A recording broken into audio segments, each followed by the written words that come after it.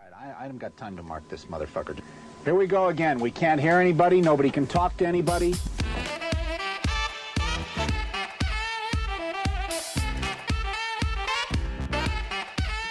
You guessed it, Pressure Points with your two favorite hosts. I'm D, and this is Fresh Fade AJ.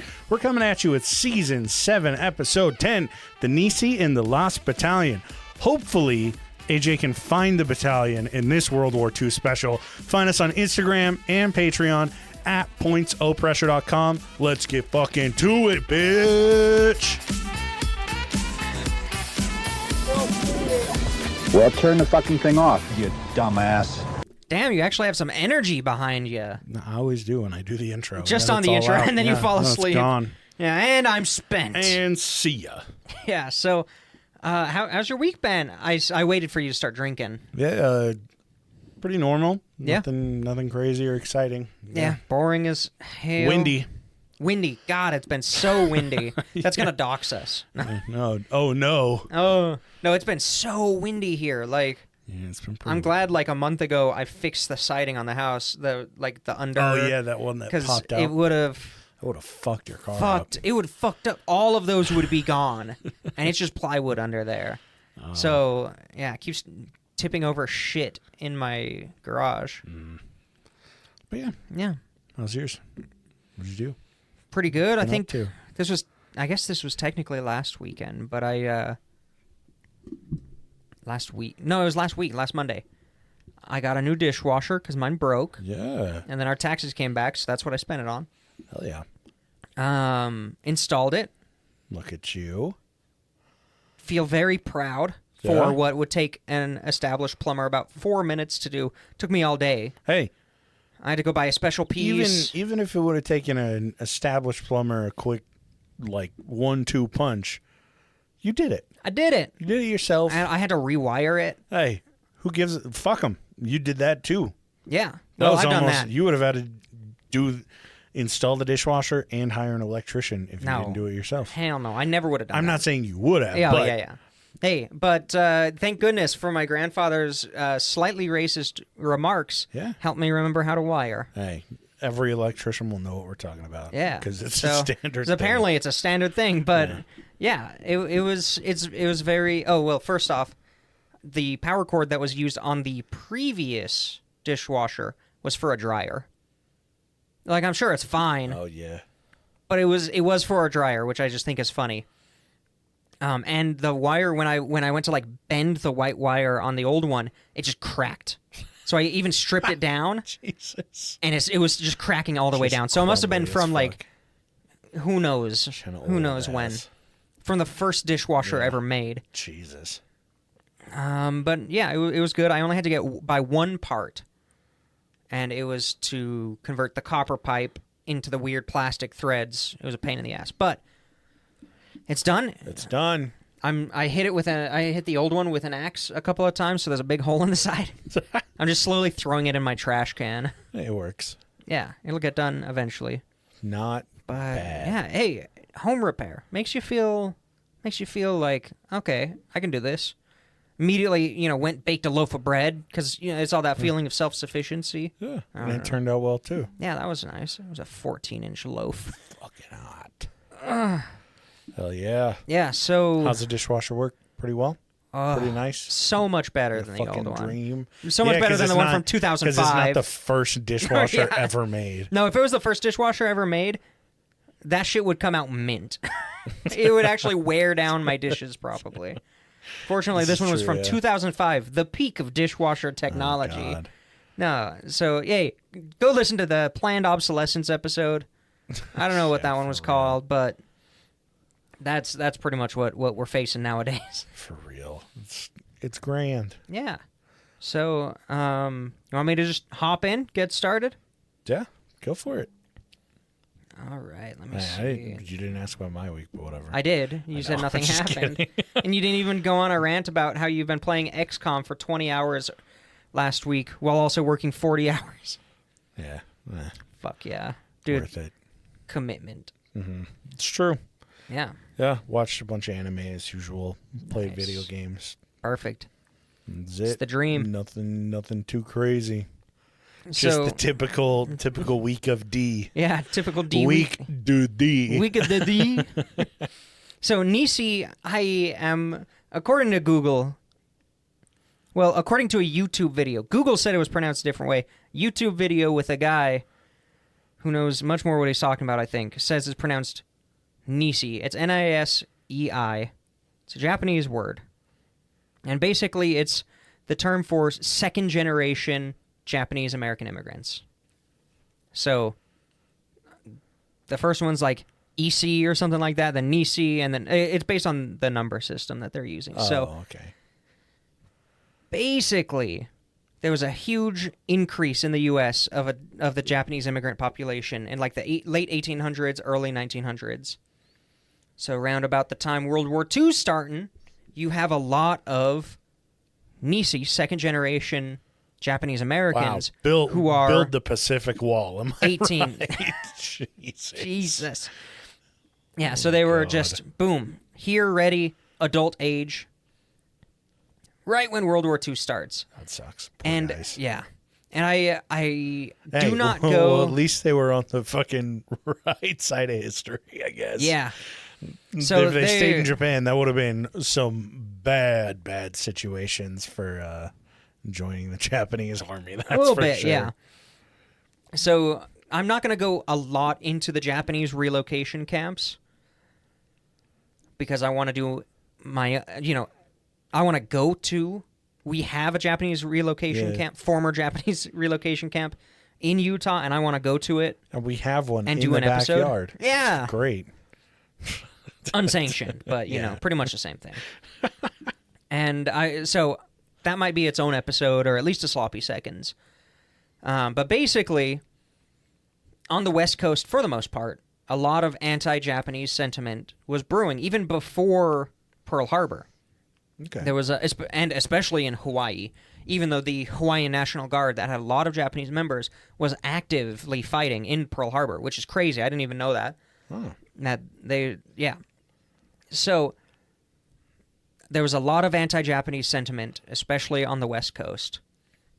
There was a lot of really dumb congressmen and senators, who could have guessed, saying completely unfounded theories, saying, oh, well, since they're half Japanese and half American, who knows where their loyalties lie? Oh, Jesus where Christ. if you actually took the time to look into the education that these Nisei were receiving from both their family and within their kind of microculture within the greater United States, they were always taught, no, you're an American now, you're an American first, and you should have pride in that. Yeah. They came over here for a fucking reason. Exactly. Yeah. For these greater opportunities and stuff. But, these congressmen and senators don't give a fuck. Are you kidding me? Imagine being so deluded that you think that these people come across the largest fucking ocean. They come across the Pacific. Mm-hmm. They get to U.S. soil. They set up, have a family. And now their war kids starts are and they're Japanese like, spies. Yeah, and they're like, What? ooh, actually, we do have to pack everything up and go back home because we're fighting for the Japanese in this one. Yeah. It's like, come on, It's so bro. ridiculous. And the whole thing really was Shut up. just a stoking of fears and a propaganda machine that what? led to basically one congressman saying, well, we should round them up and put them in camps.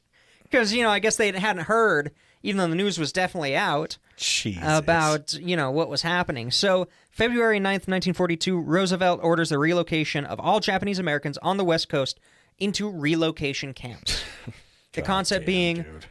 well, we don't think you're necessarily spies, but we're going to make sure you can't do anything if you are. We don't want to put you in a tough situation. We're going to send you to some camps. Well, we're not going to put you in a concentration camp. Yeah, we're just going to send you to a camp in the middle of the Utah desert. It'll be better. I promise. Yeah. So I didn't know how many people were actually affected by this. 122,000 people were sent to these camps. Jesus. And I remember when Yeah. I was in like 4th grade, we read a book that was kids' like series of journal entries living in one of those that's internment terrifying. camps. And it was geared towards kids. It wasn't like an adult book, but it's just this kid that's like, oh yeah, like we play fucking baseball and like it's miserable. And I just remember being like, like there are moments in D history where like I just know that I was like, oh yeah, that shit radicalized the fuck out of me at a young age. Oh yeah, because I remember being like, wait, when the fuck did this happen? And I was like, during World War II.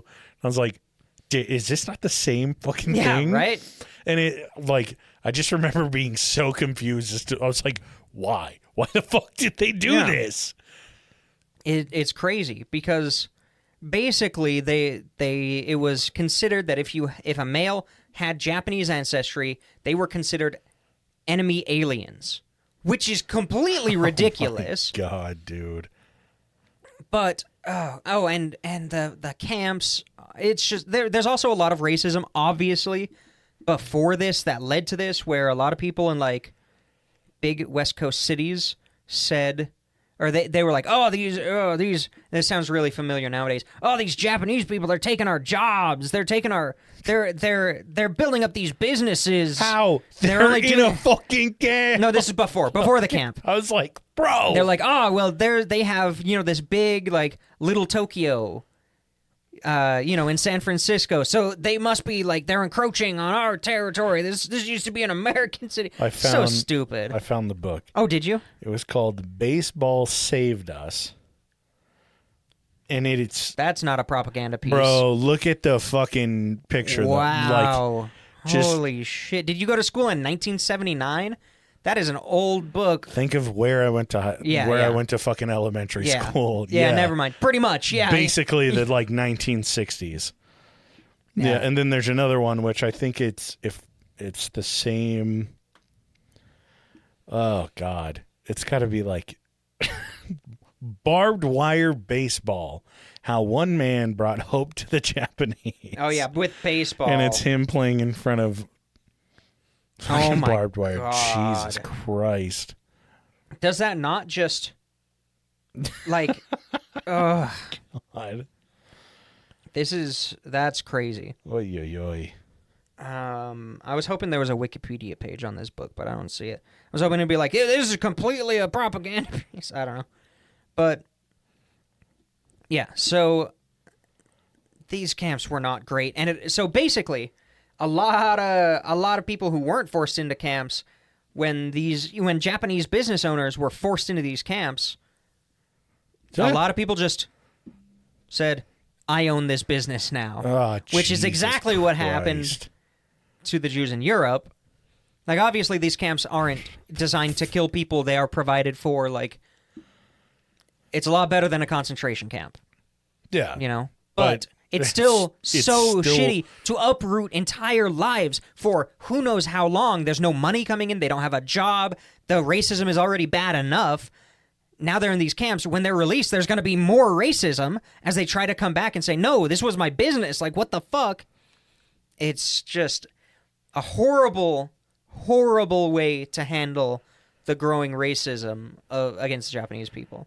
Jesus, just fucking grand. And despite all this, so many Japanese men demanded to join the military that by June 1942, so less than 6 months later, they were allowed to join the army. I mean, so my assumption is that, and I could be wrong, by joining the military, you're not going to be in a fucking internment camp anymore, one. No, it seemed like a lot of it was a true, like, no, I'm an American first, like a true patriotism. Yeah. I'm just saying, like, did they also provide, like, better stuff and... No, tons of them. I should also say... No. I'm not saying to the soldiers themselves. Mm-hmm.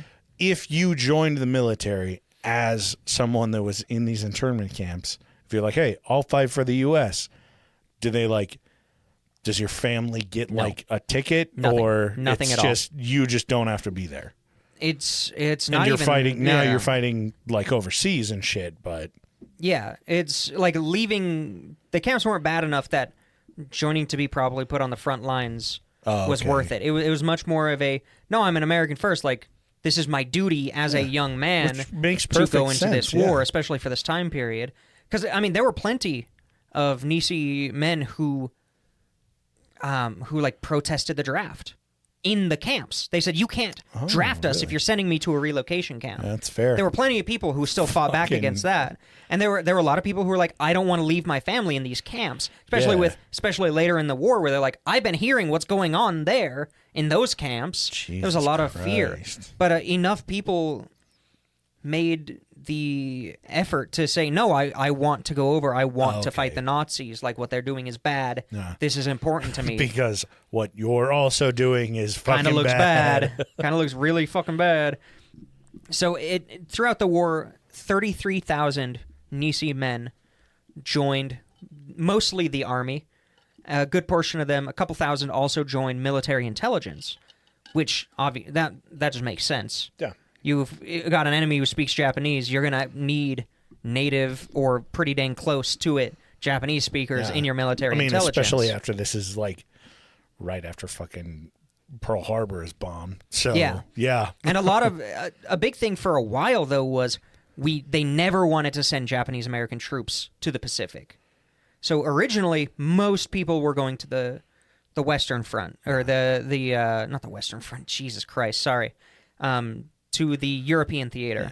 Yeah. Makes sense with like how they with the thought racism, they were all exactly. fucking, Like, we don't want to give them the they were all choice. Spies, so of course they're like, oh yeah, we're not going to put them over there where they can defect. Mm-hmm.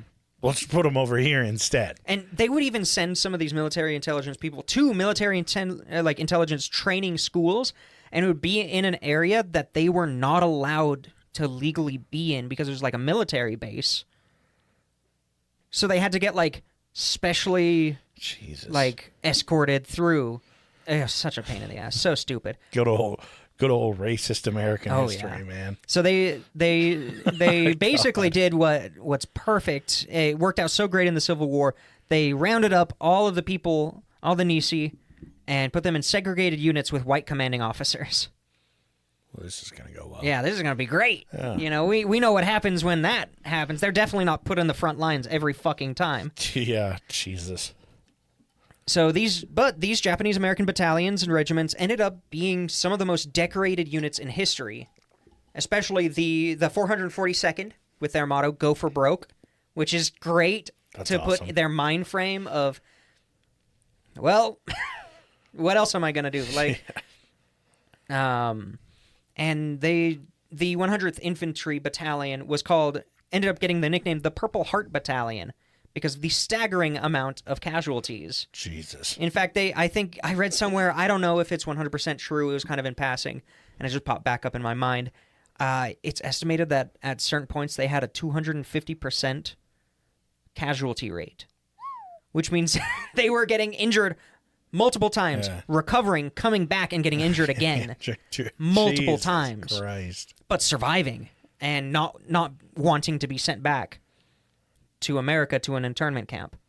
Land of the free. I like to imagine that it was one guy. Yeah, one That guy kicked that he whole got thing up. he got injured like 475 times.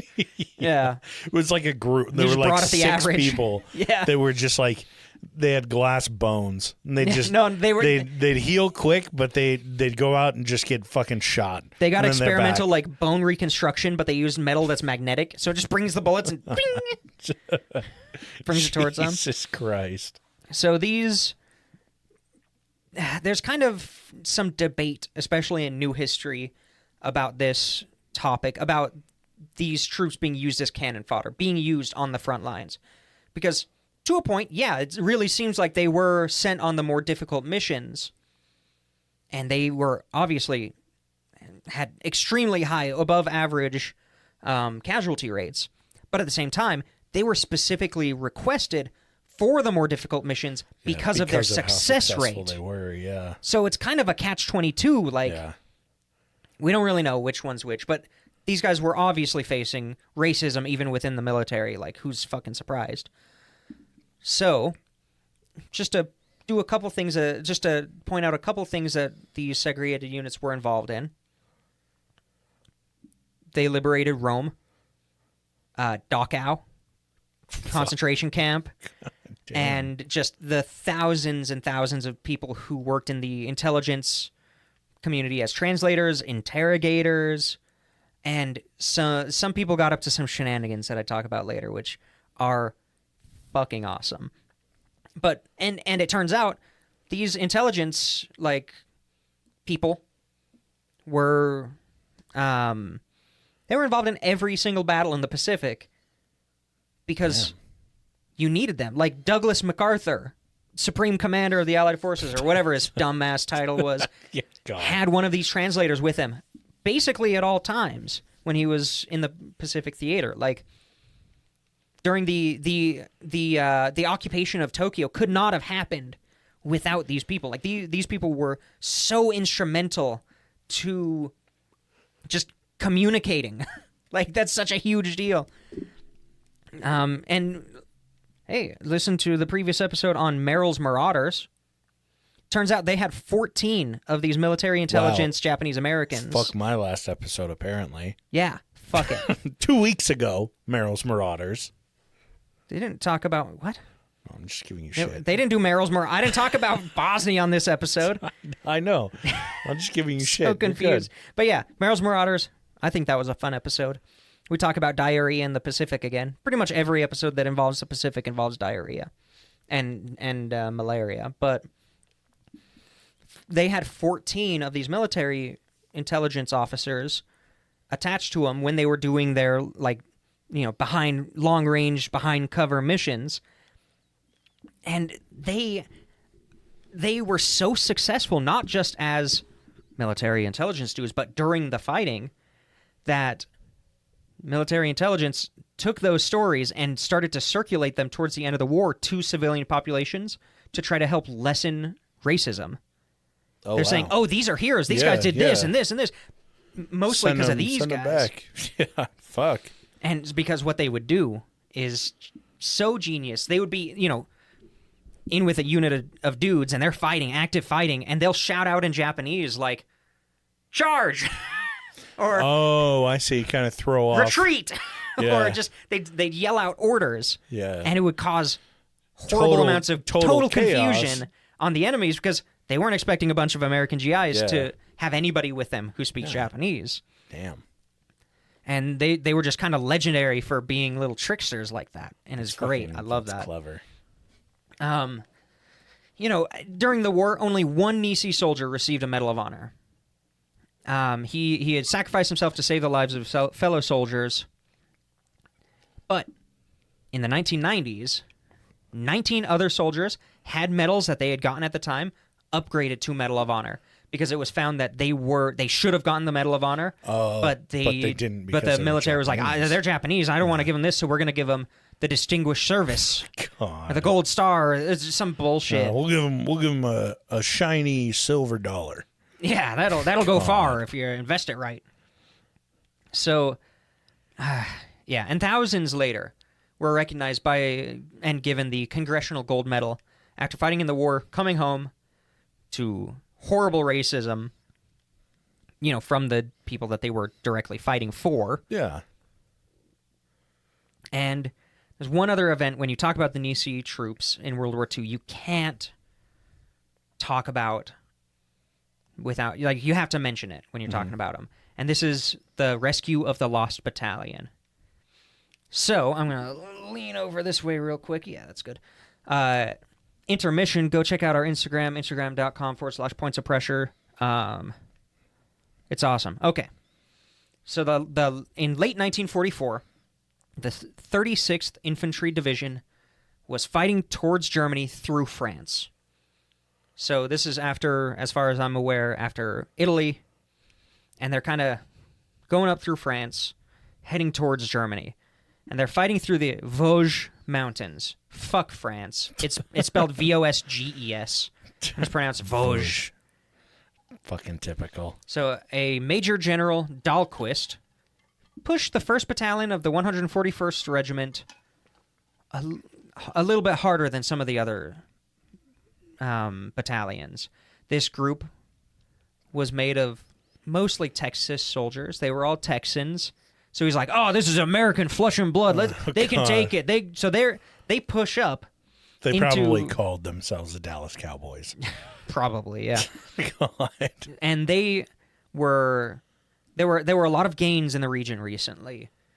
The let's see, the two units that I mentioned earlier that were Nisei, they just within 10 days captured 2 major cities. Damn. So they were on rest behind the lines. And this 1st Battalion pushes up. They have 275 troops in their unit. I know I'm using the word unit wrong. I'm just saying this group, okay? Yeah. When I say unit, I mean group, not the military unit bullshit. So they're pushing towards the lines in these mountains, and all of a sudden they lose contact with the HQ. Uh-oh. Because it turns out the Nazis saw them coming, because they were probably Texans shooting in the air or something. Yeah, they're 6 shooters. Yeah. And they kind of just opened their line and let them pass through. And then they closed it back up. Out of nowhere, 275 people are immediately trapped. They walked into their own fucking... They're trapped by 6,000 Nazis over the course of a day. God damn, dude. So that was really stupid for the Major General Dahlquist they were and easy his to group. Spot with their fucking 10 cowboy gallon hats. Yeah. 10-gallon cowboy hats and 6 shooters. They were really, and their Alamo flags. Yeah. Jesus Christ. So they it's so we're just gonna circle back on this. I love that the Nazis see it, and they know that the way these guys are walking towards them, that they're like, if we just hide to the sides, they're just gonna walk into prison. Yeah, pretty much. It's like they got a box on a stick. It's some Looney Tunes bullshit. Yeah. Like, it really is. That they just put like a fucking 36-ounce ribeye in there, and they're like, "Oh damn, what be smelling good down there? Ooh, some beans!" Jesus Christ! Yeah. So they get surrounded, and Dahlquist and the command are like, "Oh fuck." So they have a little bit of air support, and they start dropping supplies to them to keep them alive, because they're surrounded, but they're able to repel some attacks because they're being super defensive. They're in a really good defensive position. Yeah, well, as good as you can be. A prison cell. A prison cell, yeah. So they're airdropping supplies, but this is in October, and the temperature starts dropping. Yeah, and you are in the Vosges Mountains. The Vosges Mountains, yeah. So every day, the wounded are getting worse and increasing in number because of their doing some, they have to fend off the counterattacks and everything. And also, one of the ways they tried to resupply these guys was by shooting artillery shells into the 1st Battalion filled with chocolate. So they would launch chocolate. It actually caused more... Like, people got shot with chocolate hard enough that they were a casualty. They were no longer in fighting form. Because they're like, fill the artillery shells and launch chocolate into it. Because, I mean, during this war and most wars, chocolate is a really good source of quick, cheap calories that can sustain you for long enough, I guess. I mean, not unless it goes through your skull. Exactly. So I just love that. I came across that little detail that, they were trying to shoot artillery shells full of chocolate at them, and it hurt people. Literal death by chocolate. Yeah. So that was really funny, but things start they're not looking too great, if you can imagine. Jesus. But, and at this time, the battalions, like, you never have just one group of soldiers alone. Like, there's a line. Yeah. Because if you overextend, you get surrounded. Oh, who could have guessed? So the other battalions are kind of trying to make up for that now hole in the entire defensive line. And now they're filling in for where that group was, so they barely have enough troops to attack to save them. Jesus. So, Dahlquist, the amazing progressivist he is, he calls on the 100th and the 442nd Regimental Combat Team. At this point, they were together. Mm-hmm. And he called on them and said, "I don't give a shit that you're resting after 10 days of heavy fighting. It's only been 9 days since then. You're coming to save the Texans. Those 270 people are worth more than you. Nobody else could do it. Pretty much." And so they stopped going on rest, and they hiked through mud and rain and beelined it there. And they fought for well, pretty much the next 5 days happen, and it is intense fighting to get there. They're supported by an artillery group and a group of engineers, but the lines are so close. Like, you can basically see the enemy over there. But because of the terrain, it's super steep, lots of trees. Yeah. You know, it's a mountain range, for Christ's Are they sake. fighting like in like a valley? Is that where the Nazi regime was? Is in the bottom of the valley? There's just a ton of it's ups just and all downs over. and slopes. Okay. It's a mess. And they're doing everything they can, but the lines are so close, they never know whose artillery is hitting who.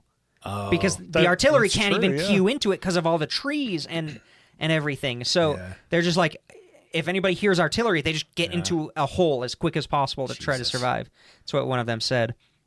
And they used every weapon they could possibly get their hands on, from bayonets to bazookas. Jesus. They were using them to try to fuck these dudes up. And because of the trees and the slopes and everything, no tanks. Mm-hmm. That could have, made this real quick. And they get a little bit of reinforcement from those engineers, but every single yard was fought for. Like, there was no, there's, half a mile between us and them, let's just push up. None of that. Jeez. And that was because Hitler himself got news that they had encircled a Texan battalion And and he was said, like, fuck. they will not be rescued. So, Even Hitler knew that fucking Yeah. Texans suck. yeah, exactly. Hitler did one thing right. Yeah. Oh, no. No. Oh, no. Don't know. I'm glad this isn't live. So they're fighting just tooth and nail for 5 days, which is already a pretty long engagement. And on the 6th day, the Nisei troops flanked some of the German positions, despite the fact that they were outnumbered 4-1. And they launched an attack on what was later deemed Suicide Hill. This is because Grand. This is going to turn out well. yeah, and it was technically a successful attack, but they did a bonsai charge, an American bonsai charge, where they just yelled American, like, swear words, and they fixed bayonets, and they did a bayonet charge. It left 2 companies, one with 17 people and one with 18, out of, like, 180 Wow. each. God So, but technically they were successful, and they were just running. There were some interviews with people who were part of this charge, and they're like, I get into some quotes later, but basically it's just yelling, cussing, and just rushing. I think one of them said something to the effect of, we had to hit anything with a head on it, and they just there. It was horrific. Obviously, like, they're already super outnumbered. Mm-hmm. And let's see, I've got a couple. So, Private First Class Ichigi Kashiwaga of K Company, he said, we yelled our heads off and charged and shot the head off everything that moved. We didn't care anymore. We acted like a bunch of savages. They were just at that point where it's just, you just have to go crazy. Yeah. And then in I Kill or Company, be killed, kind of at that point. exactly. In I Company, one of the, like, 17 survivors said, his name was Private Barney Hajiro, which is a great name. He, just a week before, was noted to have demonstrated extraordinary heroism in 2 separate incidents in one of those towns that they had just taken. So within the last 2 weeks. Yeah. Two other events. yeah. He found himself pinned down on a ridge. He saw a like, enemy machine gun nest, essentially, kill 8 people and wound 21 others in front of him. God. And he and a couple dudes that were right next to him just kind of said, I guess we got to go for broke, because that's their motto. And they just fucking charged in. He killed, like, Run 2 serpentine. snipers, and that group wiped out the machine gun nest. It was like 4 people, 4 or 5 people. And they were like, well, what do I have to lose? Like, when you're seeing that much death, I don't blame them. Yeah, I'm going to get killed here. I'm going to get killed trying to kill them. Oh, I put it in a different note. I actually have a continuation of his story. He charged up the ridge, shooting his bar, which is an earlier machine gun, ran 100 yards under fire. He serpentined. He had to. He single-handedly destroyed 2 machine gun nests and killed 2 enemy snipers. He inspired a lot of his comrades who rallied and boldly attacked behind him, he was awarded, not the Medal of Honor, the Distinguished Service Cross, which... A crisp $2 bill. Yeah. This will be worth a lot when you're older, son. It was eventually upgraded in the 90s to a Medal of Honor, but Jesus Christ, how can you read that story and not say, yeah, that's obvious, like, that happens, that never happens, like, this dude was crazy. Another dude, he was 23 years old, Private George Saccato of the 2nd Battalion's E Company, led a charge because all of the commanding officers were dead, pretty much, and he led a charge that rescued his squad and destroyed an entire German stronghold. Damn. With just a small group of dudes. And he's not even a commander. Like, he was a private. I imagine he was probably the highest ranked dude there. I imagine this news gets back to the U.S. and they're like, what the? That's what was his last name? And they're like, wait a minute. George. What battalion is this? And they're like, oh, the 111th is what you said? The 100th or the 442nd. And they're like, okay. And they're flipping through, like, polishing and getting the Medal of Honor ready. Of Honors ready. And they're like, all right. And then they get to, like, the back of the book and flip a page. And then it's just, like, a Japanese flag. And it says /American Battalion. Yeah. And they just like, never mind. There it is. Put that away. Yeah, never mind. We won't be needing that. And so at this point, they're like 6 or 7 days in, and it's basically devolved to just complete hand-to-hand combat, which is obviously horrific. God, like, really though. And the Germans, they're starting to lose ground, and they're kind of like, ooh, I don't know if we can hold them. So we still have to listen to Hitler. So we're going to start just artillery bombing the Lost Battalion itself. Oh. So they're just like, they can probably hear the fighting, and then they are starting to get shelled. God damn. And by afternoon, the Nisei troops caught sight of a dude in an American uniform where they were heading to fight Nazis, and they're like, oh shit, we found them. The first outside troop to make contact with the Lost Battalion, his name was Sakamoto, and he basically walked up to him and said, you want a cigarette? And the guy, Ed Guy, he was one of the people who were in the Lost Battalion. Ed Guy? Yeah. Jesus Isn't that the most Texas name? Christ. Ed Guy was rescued by a guy named Sakamoto. Fucking hell. Ed Guy. So he said that he might have hugged Sakamoto. I don't know. He was so excited to get out of there. He took the cigarette, and interestingly enough, they lost a shitload of medics. Damn. If you didn't think about it, but they lost so many medics that just regular Nisei troops were doing medical care. Oh, That's for the Lost Battalion, for the Texans. damn. The Major Claude Roscoe of the 141st Regiment, he was a Texan. That's a solid name. That's a That solid one- Texas name, though. Yeah. Claude Better than Roscoe. Ed Guy. Well, yeah. Ed Guy. But he was interviewed later, and he said the moment they realized that it was the 442nd who were coming to their aid, he said, to our great pleasure, it was members of the 442nd Combat Team. We were overjoyed to see these people, for we all knew them as the best fighting men in the entire area, in the entire ETO. Damn. So they had a reputation, Yeah. and they... Well, Yeah. especially because they were getting there just after these guys fucking did their whole thing, like 10 days earlier. Exactly. So they had this Word huge was reputation. getting around, yeah. And they'd built up a reputation before that even.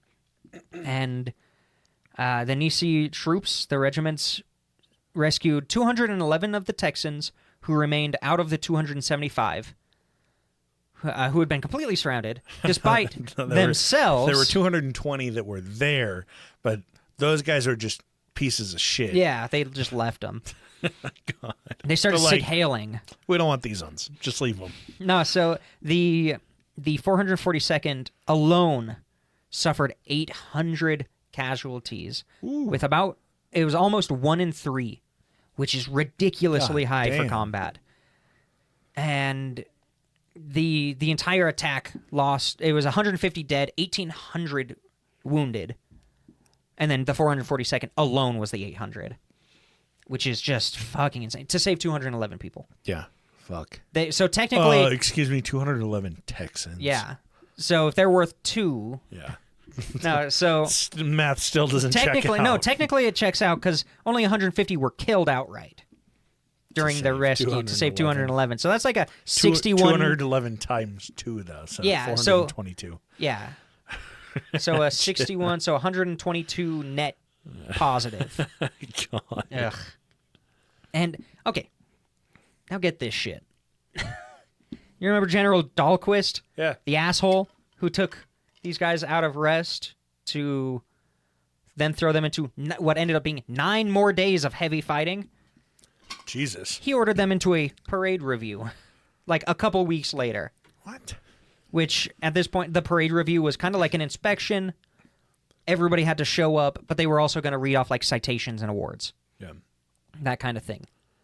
And he shows up, talks to their commanding officer and says, I ordered the entire group to come out here. Like, this What is the all fuck are that's you doing? Like, left. there's like half the people that I was expecting. And the guy said, Your yeah, dipshit order is what killed this all is of them off. everybody else is dead or in a hospital. God damn. And he's like, oh. Yeah, which, you know, God. thanks to his orders, Yeah. didn't even fucking know how many casualties. Like, Fucking cocksucker. right? And it's just crazy that they gained this huge reputation, a huge amount of medals and honors and sacrifice, and then they had to fight Nazis, they had to fight Japanese people, they had to Tojos, they had to, and then they had to come home and fight systemic racism. Yeah, immediately after decades, just to help. I mean, when they came back home, and there were signs that were just in towns where they, like when they were finally released from the camps, there were just entire towns that at the front of it said no Japanese, or they used slurs mostly. Yeah. And there were like VFWs that would refuse Japanese like veterans for like 2 decades. Good Lord. Like, and It was a and then at the simpler same time. time, It was a better time. I was born in the wrong generation. Oh, God. And they're like, they had to come back and then help after all that, all the PTSD, all the sacrifice. And then they had to help their families rebuild all of their lives because their businesses were gone, their jobs were gone, they had no property. Everything they were literally was starting dissolved. from zero. Yeah. God. Welcome And- home. And they didn't even get the recognition until the 90s. And even that doesn't make up for it. Yeah. A couple Medal of Honors don't make up for decades of trying to rebuild your life. Like, what the fuck? And I'm not patriotic, but the Nisei soldiers and the Nisei women who were involved in the WAC, the Women's Army Corps, there were, I think it was a couple hundred, a couple thousand who were volunteering in the Women's Corps, were heroes because they're badass. Oh, absolutely. Fuck those Texans. Jesus, like- for real. Like, yeah, they don't deserve to be fucking, like, massacred or all taken prisoner or whatever by the Nazis. But maybe they shouldn't have overextended. Maybe they should have sent out recon or patrols. Got caught with their hand in the fucking cookie jar. Yeah. Like, Jesus this entire Christ. thing, none of these people had to die. Yeah. It was completely preventable. Really, though. These guys could have taken a couple more days to just take it easy before coming out. Kick your feet up, bro. Yeah. Nobody wants to work anymore. Yeah, they just want to relax after 10 days of heavy fighting. Goodness gracious. Bastards. Yeah, so that's the story of the Nisei soldiers. Damn, justice for the Nisei soldiers. God damn. And there are even more stories. Oh, about I'm these sure there guys. are a ton. There are a ton. I just chose this one because I thought it was cool. And the that's Lost fair. Battalion is a cool name for And they did the get fuck up found. They were battalion. found. Yeah, they did get found. Yeah. But just the fact that Adolf Hitler was like, these Texans will die. They will not get rescued. I love it. I love Take them that. prisoner or kill them. He's like, I fucking hate Texans, Yeah, bro. Texans are fucking insufferable. I hope they take themselves off the national power grid. He said, if they get rescued, I'm going to fucking kill myself. Yeah. He kept to his word. He followed through. Hey, the one thing that Adolf Hitler ever did good, you know? Yeah. Yeah. One thing he did He right kept his was word. kill himself. Oh, I mean, yeah, that too. Oh, goodness. Well, as always, patreon.com. If you guys would like to support us, patreon.com/points-o-pressure. We have like 30 sloppy seconds on there. We also have a free tier that everyone will have access to listening to the exclusive episode that comes out for March. You just have to have a Patreon account. So set one up on there. Sign up. It doesn't require free for 7 days. It doesn't require any payment information, just your email. And we'll have the exclusive episode that comes out this month, and it will be before the end of the month, I promise. And we also release an exclusive episode every other month for the other paid tiers. So not every other month. Yeah, every Each month. other month. Yeah. All months in addition to this one. Yeah. So go check those out. AJ's working on a series called Voices. Coming soon. I'm working on one right now. Oh, yeah. But yeah, go check us out, and we'd really appreciate your support. If you can't afford it, that's okay. But like I said, we do have that free tier, so just pop on there. We would greatly appreciate it. You got those names? Free tiers. Yeah. Free my boy tiers. Yeah, free tier. We've got the board. These are the chair people that we will continue naming their names off once the list gets so long that I don't want to name it off anymore. Yeah. Whoa, wait, there are 3 of them? I was going to say that today. Too late, we should do it. I was going to say that, no, before we started recording, I was like, oh, we have 3. Yeah, no shit, we've had 3 forever. I don't know. So, Minnie D, Thomas, and Toddle Waddle. Yeah, we appreciate you guys. Did he change his name, or is it always Toddle Waddle? I swear that's different. Okay, whatever. I don't You're have. slipping, I'm bro. slipping. The dementia is hitting me. I could be the president. Yeah, for real. And You're then we've qualified got, now. Yeah, I've got Abby, AJ's Third Nut, Nordic Thunder, Weston, Dark Runner, D's Nuts, G Dog, Hayden, Laura Revo, and Lindo. Thank you all so much. We really appreciate it. Yeah. You let us keep doing what we're doing. Yeah. We appreciate you Thanks guys. to all the new people who made it this far Yep. from Overcast. I don't know. As always, if you guys ever have any recommendations for TV shows, music, movies, books, articles that you find, if you see something and you're like, hey, this would make a phenomenal episode, then by all means, reach out to us on Instagram at pointsopressure. I did it again. fuck Do it every you. fucking time. Feel free to email us at ppdnaj@gmail.com or go to our website, pointsopressure.com, and go to the Contact Us page. Send us a voicemail, send us an email, whatever, and we'll catch you guys next Monday.